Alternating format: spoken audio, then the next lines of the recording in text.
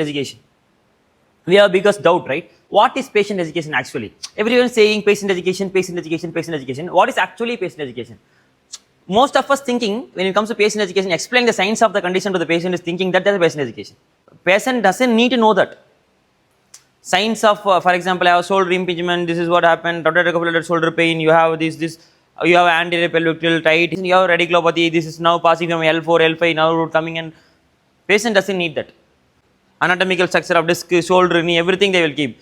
To show off the patient, I know everything about the science, I am explaining the science to you. I am explaining the science to you, just listen, you listen. Patient at the end doesn't understand anything, but patient will think only one thing, I have some serious problem, I think. So most of us misunderstood what is patient education. So what is actually patient education? What are all things you have to take care of it? Okay. First of all, you have to give a clear explanation about the symptoms. Why you have these symptoms? What can be the reason? In non-medical terms. Okay. Second, exclusion about the serious pathology. Exclusion about the serious pathology. How it not a serious problem? If it is a serious problem, you have to explain why it was a serious problem, what medical attention we have to take, how long it will take to cure, is it further treatment, what is the further best treatment and everything you have to give. If it is, most importantly, 85 to 95% of the patients are not serious in nature. So exclusion of serious pathology is one of the important ones. Why you exclude it? Then patient will be relaxed, I don't have serious pathology. That is another important part of patient education. And set realistic, honest prognosis. Don't say frozen shoulder patient comes, I will make you better in 6 weeks program. You may have 6 weeks protocol to you. Okay, end of 6 weeks, see, every frozen shoulder patient after mobilization, immediately I can lift this much, they can lift this much. Okay, did you follow up the patient after 3 months, 6 months? The problem will be get increased. Okay, set realistic prognosis. This problem take this much time. Any shoulder condition, most of the time it will take 3 months to cure completely.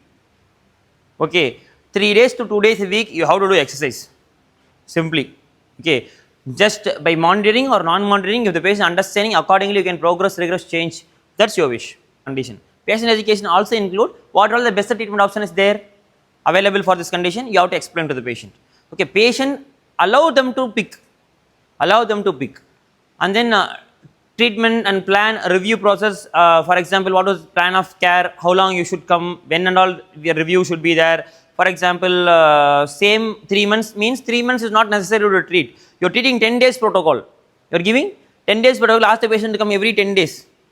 Continuously for 10 days and giving the same IFT, ultrasound release and sending the patient. Rather, weekly once ask the patient to come. 10 days once ask the patient to come. Give a proper appropriate exercise prescription to the patient. Ask them to follow it on the home right way without pamphlet. Same 10 session I took it for 3 months, 12 weeks to 10 weeks. Set realistic expectation. Real improvement will be there. They can be confidently increase the movement. Same amount they are spending. Same 10 session they are coming. And explain the load management. Another important point, explain the load management.